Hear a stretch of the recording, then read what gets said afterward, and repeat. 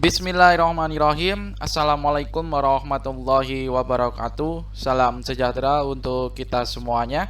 Teman-teman, Bapak Ibu semuanya, selamat datang kembali di Kavi Channel. Kavi Channel merupakan channel pendidikan dan berbagi informasi seputar CPNS dan P3K. Baik teman-teman, Bapak Ibu semuanya, pada video kali ini kita kembali membahas soal kompetensi teknis terutama untuk PGSD ya. Jadi pembahasan soal ini merupakan soal FR terbaru P3K Guru ya, hari kedua, ujian hari kedua pada tahap kedua P3K Guru. Oke, pahami bentuk soal ya teman-teman Bapak Ibu semuanya. Insya Allah teman-teman Bapak Ibu semuanya dapat menjawab setiap butir-butir soal maupun pertanyaan. Baik teman-teman Bapak Ibu semuanya, seperti biasa kami mohon dukungan untuk support channel ini. Sama-sama kita kembangkan channel ini supaya terus memberikan informasi dan latihan-latihan soal yang tentunya bermanfaat bagi perjuangan teman-teman Bapak Ibu semuanya, dengan cara like dan subscribe serta share apabila bermanfaat. Baik, kalau begitu kita langsung saja menuju soal yang pertama. Tindakan pemerintah dalam penerapan UMKM di masyarakat supaya efektif. 1. Menghapus pajak bagi usaha UMKM. 2. Memberikan tambahan modal secara berkala kepada pengusaha UMKM. 3. Menertibkan sistem standar operasional prosedur kepada pengusaha UMKM. 4. Impor bahan baku dan bahan penolong industri dipermudah sekaligus fasilitas ekspor bagi UMKM. Tindakan pemerintah yang benar untuk pengusaha UMKM adalah A. 134, B. 234, C. 123, D. 124. Kita lihat pembahasan. Nah, di sini teman-teman Bapak Ibu semuanya, jawaban yang tepat itu adalah yang D ya. Kita checklist dulu, jawabannya yang D. Upaya yang benar untuk mengembangkan UMKM. Nah, di sini ada yang pertama, menyederhanakan prosedur perizinan melalui one single submission. Kemudian kedua, memberikan keringanan biaya perizinan bagi pembentukan usaha kecil dan pembebasan biaya perizinan bagi usaha mikro, serta dukungan pembiayaan yang terjangkau bagi usaha mikro dan kecil. 3. Menyederhanakan administrasi perpajakan, insentif pajak, dan kepabeanan. 4. Jaminan untuk mengakses kredit pembiayaan usaha. 5. Impor bahan baku dan bahan penolong industri dipermudah sekaligus fasilitas ekspor bagi UMKM.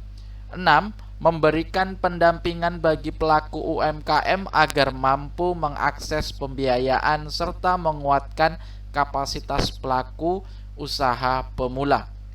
Oke, jadi jawaban yang tepat itu 124, yaitu menghapus pajak bagi usaha UMKM. Kedua, memberikan tambahan modal secara berkala kepada usaha UMKM. Yang 4, impor bahan baku dan bahan penolong industri dipermudah sekaligus fasilitas ekspor bagi UMKM. Oke, kita lanjut soal berikutnya. Bagaimana seorang guru mengajarkan kasih sayang menurut Maslow? A. Membina hubungan sehat dan penuh kasih mesra antara guru dan peserta didik, termasuk sikap saling percaya. B. Membantu peserta didik untuk berkembang memenuhi potensi dirinya. C. Memberikan kebebasan dan membiarkan peserta didik untuk melatih kemandirian dalam belajar. D. Menjadikan pembelajaran yang aman bagi peserta didik, menyenangkan dan menghindari kecemasan. E. Memberikan ruang belajar yang kondusif bagi peserta didik. Mari kita lihat pembahasannya teman-teman Bapak Ibu semuanya. Dan ternyata kunci jawaban yang tepat itu adalah yang A ya. Membina hubungan sehat dan penuh kasih mesra antara guru dan peserta didik, termasuk sikap saling percaya. Nah, jadi di sini keterangannya juga sudah ada, membina hubungan sehat dan penuh kasih mesra antara guru dan peserta didik termasuk sikap saling percaya atau sama dengan hierarki kasih sayang ya teman-teman Bapak Ibu semuanya. Kemudian ada juga membantu peserta didik untuk berkembang memenuhi potensi dirinya sama dengan hierarki aktualisasi diri. Kemudian memberikan kebebasan dan membiarkan peserta didik untuk melatih kemandirian dalam belajar sama dengan penghargaan. Kemudian menjadikan pembelajaran yang aman bagi peserta didik, menyenangkan dan menghindari kecemasan sama dengan rasa aman. Kemudian memberikan ruang belajar yang kondusif bagi peserta didik sama dengan kebutuhan fisiologis. Kita lihat lagi teman-teman Bapak Ibu semuanya. Ya, di sini ada piramid. Yang paling atas ini adalah aktualisasi diri, kemudian yang hijau ini adalah penghargaan, kemudian yang di tengah ini adalah kasih sayang, yang kuning ini adalah rasa aman, ya, kemudian yang merah ini adalah kebutuhan fisiologis. Oke, kita lanjut ke soal berikutnya. Sebuah bus dapat melaju menggunakan tenaga dari surya.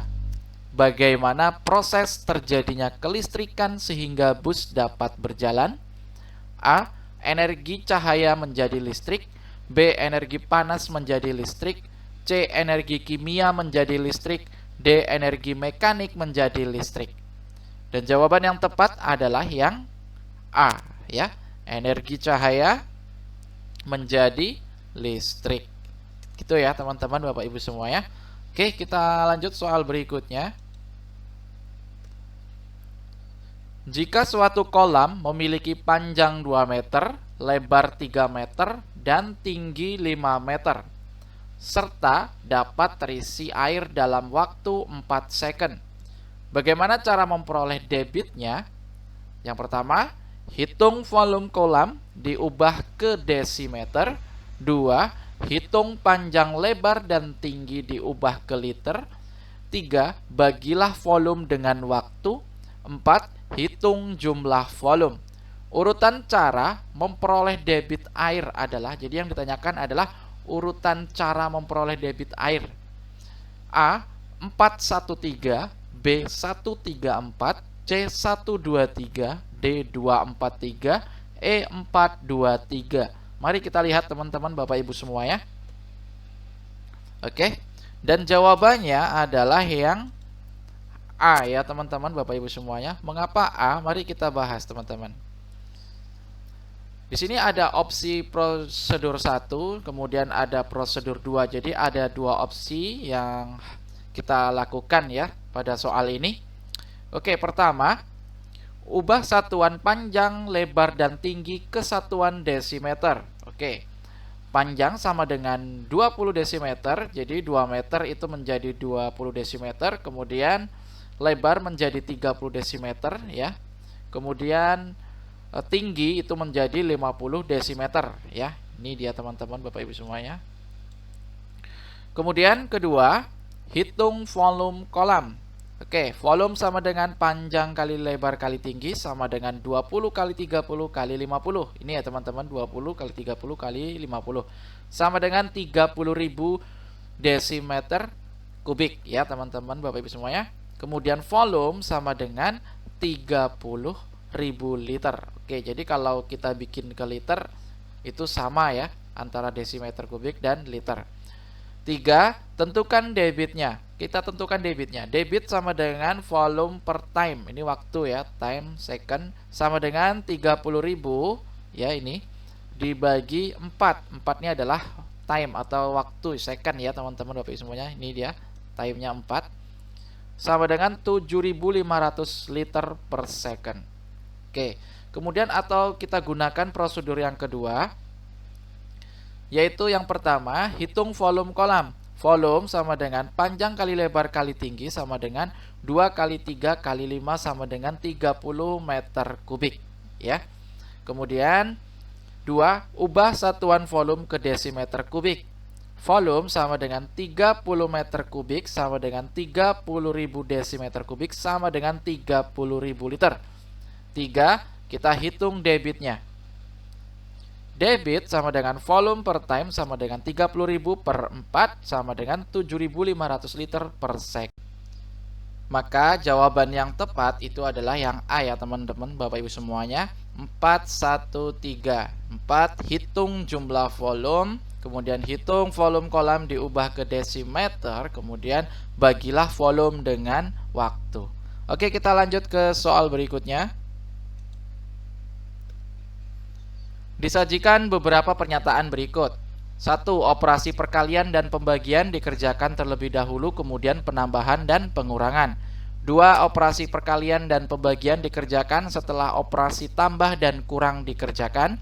3. Operasi yang ada tanda kurungnya dikerjakan lebih dahulu. 4. Operasi perkalian dan pembagian, penambahan dan pengurangan dikerjakan dari kiri ke kanan. Pernyataan di atas yang benar adalah A 123, B 234, C 124, D 134. Mari kita lihat teman-teman Bapak Ibu semuanya.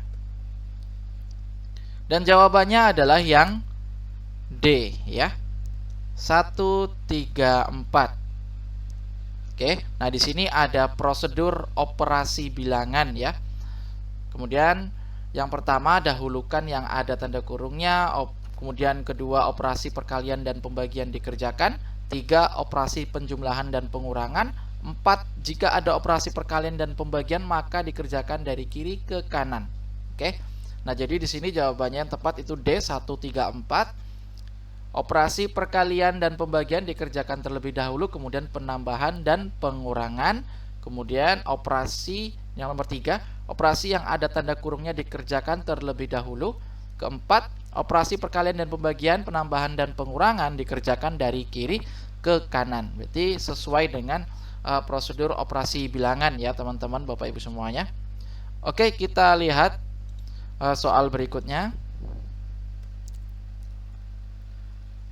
Diketahui suatu sawah milik Pak Adi memiliki lebar 120 meter. Sawah tersebut di sekelilingnya ditanami 600 batang tanaman dengan jarak yang sama. Maka luas tanaman adalah A 18.000 meter persegi, B 60.000 meter persegi, C 12.000 meter persegi, D 21.600 meter persegi, E 26.100 meter persegi. Kita lihat pembahasannya. Di sini jawabannya yang tepat itu adalah yang D ya teman-teman Bapak Ibu semuanya. 21.600 meter persegi ya. Kalau kita buat ke meter ya, jadi 120 meter. Oke, kita lihat bagaimana caranya. Banyak tanaman sama dengan N sama dengan 600. Kemudian keliling ya. Keliling sama dengan 600 dikali 1 sama dengan 600 meter ya. Ini kelilingnya ya teman-teman Bapak Ibu semua ya. Kemudian keliling sama dengan panjang tambah lebar tambah panjang tambah lebar. Sama dengan 600 karena kelilingnya 600, kita tulis di sini 600 sama dengan panjang tambah 120 karena lebarnya 120 tambah panjang tambah 120. Oke, panjangnya ini belum kita ketahui ya teman-teman Bapak Ibu semuanya. Maka 600 sama dengan 2P ya. Mengapa 2? Karena di sini 2 ya P. Oke, kita tulis 2P tambah 240 hasil penjumlahan ini ya teman-teman Bapak Ibu semuanya.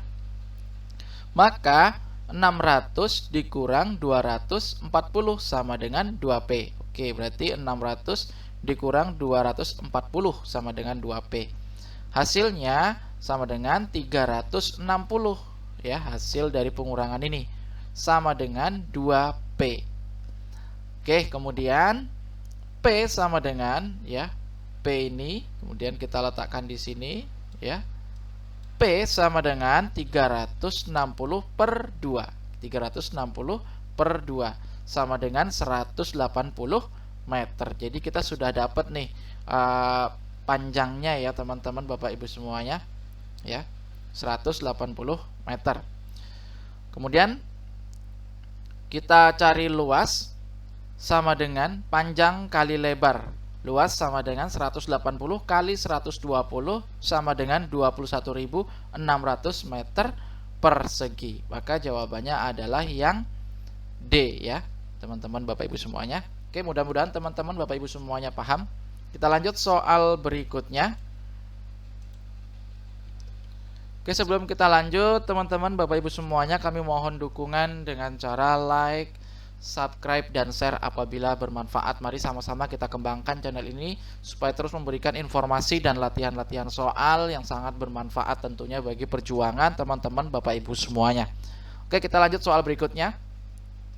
Perhatikan pernyataan berikut. A. Memperjelas materi dan memberikan pemahaman siswa. Kemudian 2. Membuat siswa tertarik pada pelajaran. 3. Memberikan ketajaman visual. 4. Memberikan pengalaman lebih nyata atau abstrak menjadi konkret. Yang merupakan fungsi media adalah A. 1, 2, 3, B. 1, 3, 4, C. 1, 2, 4, D. 2, 3, 4. Mari kita lihat teman-teman Bapak Ibu semuanya. Jawabannya adalah yang C ya, yaitu 1, 2, 4. Oke.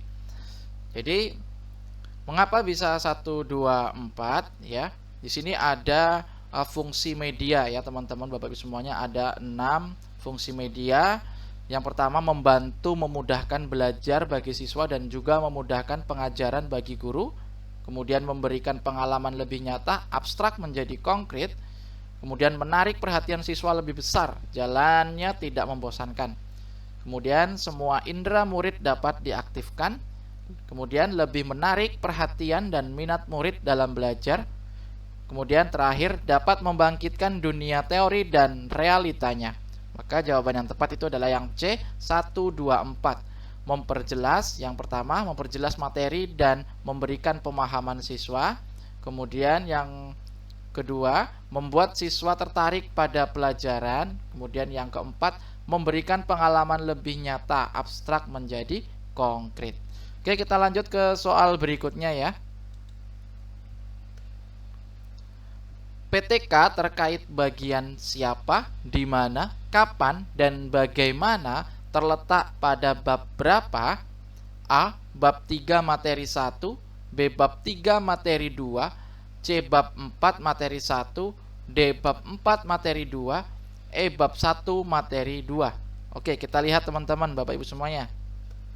Nah, di sini ada contoh format laporan PTK ya teman-teman Bapak Ibu semuanya, dan di sini soalnya ya, jawaban yang tepat itu adalah yang A ya, bab 3 materi 1. Oke, mengapa bab 3 materi 1? Jadi kita langsung saja menuju ke bab 3-nya ya teman-teman Bapak Ibu semuanya. Di sini bab 1 ada pendahuluan, kemudian bab 2 ada pembahasan kerangka fikir dan hipotesis. Kita langsung saja ke bab 3-nya. Nah, di sini bab 3-nya itu prosedur penelitian tindakan kelas ya, atau PTK. Yang pertama itu adalah setting penelitian. Sebutkan lokasi penelitian, waktu penyelenggaraan penelitian ya, kemudian dan karakteristik kelompok sasaran yang menjadi subjek penelitian, serta bentuk aktivitas penggunaan ICT dalam pembelajaran. Nah, jadi jawaban yang tepat itu adalah yang A, bab 3 materi 1 ya, PTK terkait bagian siapa, di mana, kapan, dan bagaimana ya teman-teman Bapak Ibu semuanya. Oke, kita lanjut ke soal berikutnya. Perhatikan hal-hal berikut. 1. Abstrak, latar belakang, manfaat PTK, sumber penelitian. 2. Siklus 1, siklus 2, refleksi, rekomendasi. 3. Tujuan proses dan hasil proyek. 4. Waktu pelaksanaan dan bagaimana prosedurnya. Urutan bagaimana cara penulisan PTK yang benar. A. 1, 2, 3, 4, B. 1, 3, 4, 2, C. 1, 3, 2, 4, D. 1, 4, 3, 2, E. 1, 4, 2, 3. Nah, di sini sudah ada pembahasannya teman-teman Bapak Ibu semuanya, bisa kita lihat urutannya. Oke, kita langsung saja ke bagian eh, belakang kalimat ya. Di sini ada bab 1, bab abstrak, latar belakang, manfaat PTK, sumber penelitian ya. Itu adalah bab 1, berarti ini kita tandain dulu teman-teman Bapak Ibu semua ya. Ya, ini 1 ya. Oke. Kemudian bab 2 itu tujuan proses dan hasil proyek. Oke, ini nomor 2. Kemudian waktu pelaksanaan dan bagaimana prosedurnya itu bab 3. Bab 3. Oke, kemudian siklus 1, siklus 2 dan refleksi rekomendasi itu bab 4 dan bab 5. Berarti ini ke 4 ya teman-teman Bapak Ibu semuanya. Berarti urutannya adalah 1, 3, 4, 2. Oke, jawaban yang tepat adalah yang B, 1, 3, 4, 2 ya teman-teman Bapak Ibu semuanya. 1, 3, 4, 2. Oke, kita lanjut ke soal berikutnya.